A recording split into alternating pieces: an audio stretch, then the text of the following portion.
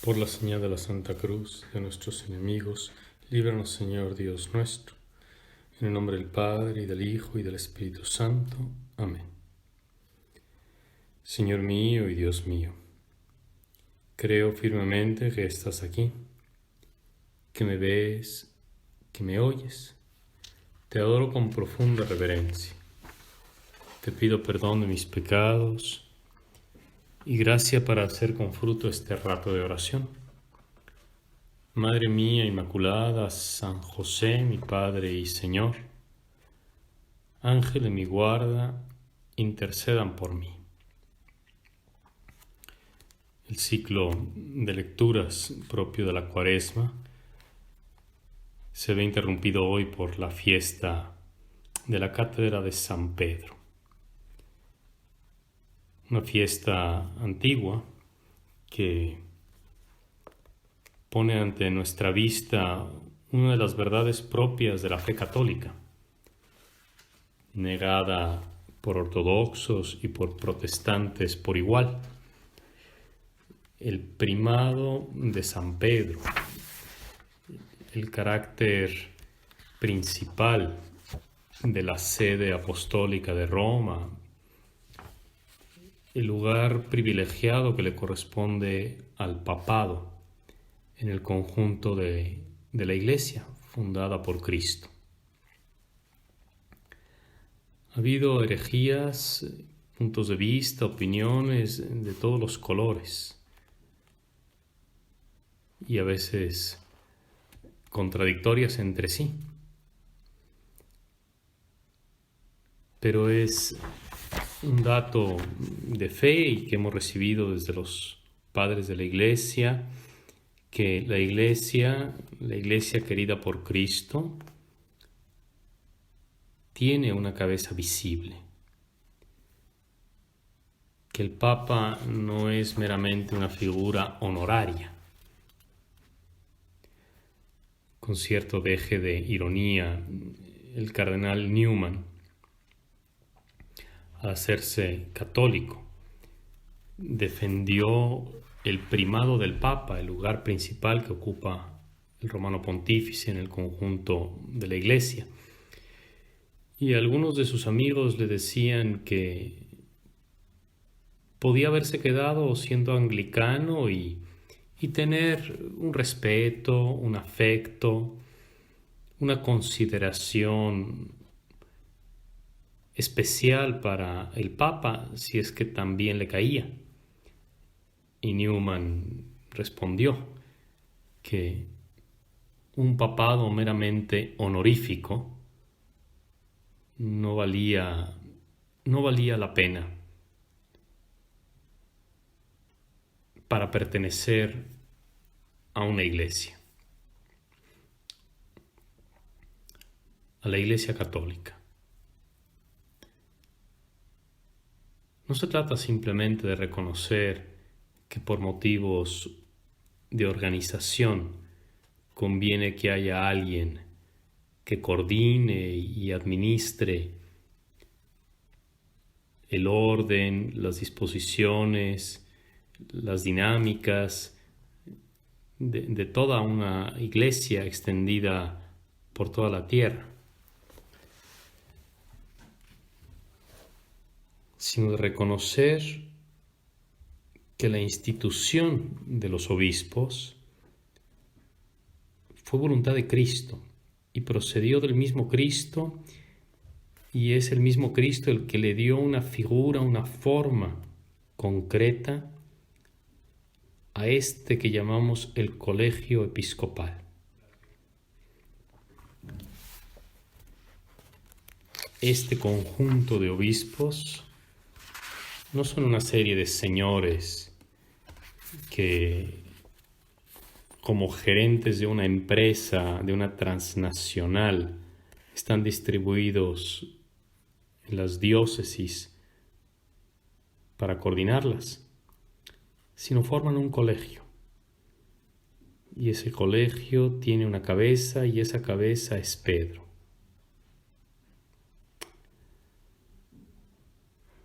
Mientras el cristianismo fue creciendo, Quizá no hacía falta repetir con fórmulas jurídicas estas verdades, pero era algo pacíficamente vivido en la Iglesia.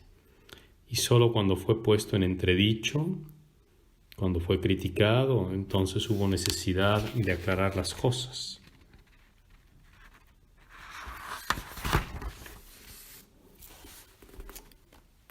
Rechazaremos, decía un teólogo del siglo XIX muy influyente, llamado Johann Adam Möller. Rechazaremos, dice, a quienes no reconocen el primado del Papa, pues miran a la Iglesia como masa inerte y sin vida. Lo conciben todo como un concepto muerto y totalmente acabado,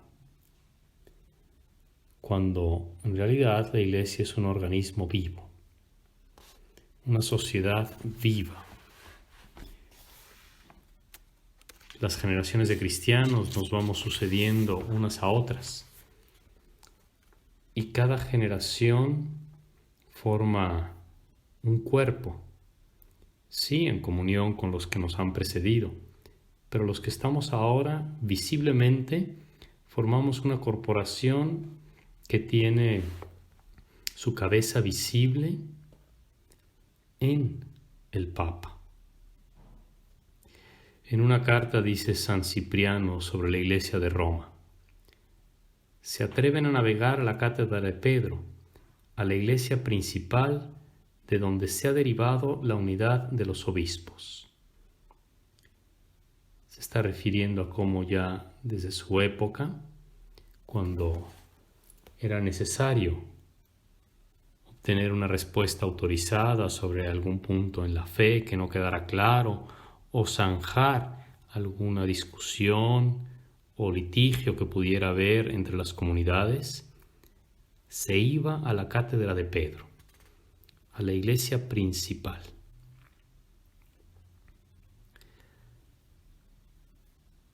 La fiesta de hoy, aunque llamada la cátedra de San Pedro, evidentemente no se refiere a la silla, aun y cuando sabemos que en la Basílica del Vaticano, en el ábside, en el fondo, hay una inmensa escultura de una silla grandota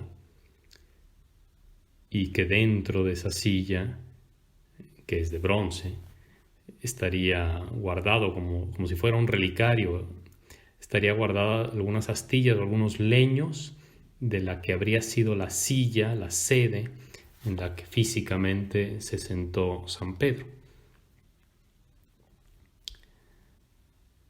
La fiesta de hoy no es, pues, la veneración de una silla, sino el reconocimiento de que Cristo mismo quiso fundar una iglesia organizada, como un cuerpo, conformado por el conjunto de los obispos que están en comunión unos con otros y con su cabeza visible, el Papa. La Iglesia no es el resultado de un proceso más o menos ingenioso para tener un organismo, una gran organización extendida por los distintos países y que tras un largo periodo de deliberación las comunidades, las diócesis hubieran decidido que era buena idea que alguno de ellos, alguno de los obispos, ocupara un lugar especial para coordinarlos a los demás. Nosotros creemos que hay una iglesia, la Iglesia católica y apostólica. Y cuando hablamos de unidad, hablamos también de visibilidad. ¿De qué serviría que Jesús hubiera fundado una iglesia si luego no supiéramos ni dónde está ni cuál es? No le dijo a San Pedro: tú eres Pedro, y sobre esta roca fundaré un grupo etéreo, vago, indiferenciado, amorfo, de creyentes que coinciden relativamente en puntos de vista similares y de vez en cuando coinciden en algunos lugares. Cualquiera que haya estudiado lo que significa la palabra iglesia sabe que ya desde el Antiguo Testamento se refiere a una comunidad organizada, orgánicamente estructurada. El Papa es el centro de esta comunidad. Quien quiera rechazar el primado del Papa estaría también arruinando la idea de iglesia. La comunidad de los creyentes, dice este mismo Johann Adam Meller, la comunidad de los creyentes no se apoya solo en la idea de unos vínculos entre ellos, ni siquiera en unos sentimientos. Por el contrario, cuando el sentido de comunidad está sano y activa la idea que de él nos formamos e implicada en la vida, encuentra su expresión en una estructura comunitaria y su plena realización está indisolublemente unida a una persona. Esta es la realidad que nosotros vivimos y así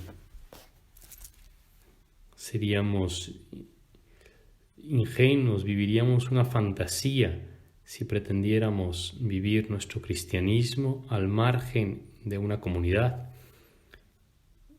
o que pretendiéramos que nuestra pequeña comunidad viviera al margen de la comunidad un poco más grande como la diócesis, o que cada diócesis se imaginara a sí misma autónoma y pretendiera ser la iglesia, así con mayúscula, indiferente, independiente del resto de las diócesis.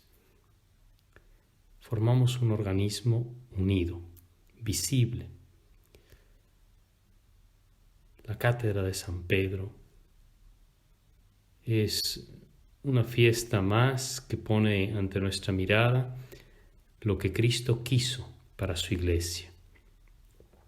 Una corporación visible, con una cabeza, un papa que se lo puede ver.